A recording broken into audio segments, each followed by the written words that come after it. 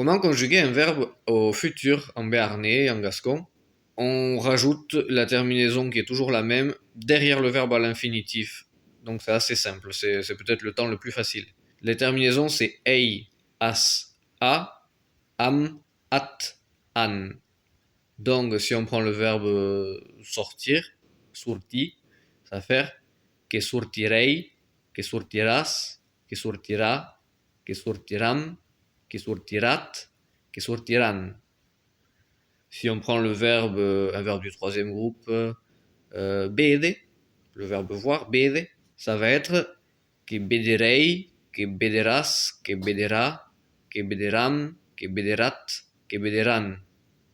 Super facile, d'un groupe à l'autre, ça change pas trop, sauf pour le premier groupe qui, pour une fois, c'est lui le casse-pied. On peut tout à fait dire que crumparei, que crumparas, que crumpara, que crumparam, que crumparat, que crumparan. Mais la tendance est quand même très fortement à transformer le A de l'infinitif en E. Donc, à la place de dire que crumparei, on va plutôt dire que crumperei. Mais les deux sont tout à fait corrects.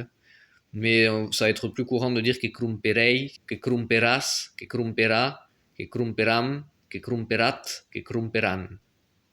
Donc on prend l'infinitif et on rajoute ei, as, a, am, at, an.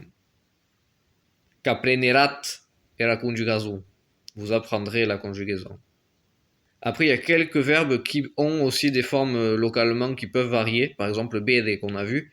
Alors moi, je dis que bederei, que bederas et tout ça. Mais par exemple, du côté d'Orthez et tout ça, ils vont plutôt dire que beirei, que beiras, etc. Ils vont changer le radical. Il y a pas mal de verbes où le radical peut changer. Mais si vous prenez juste la formule infinitive plus terminaison, ça marche à coup sûr.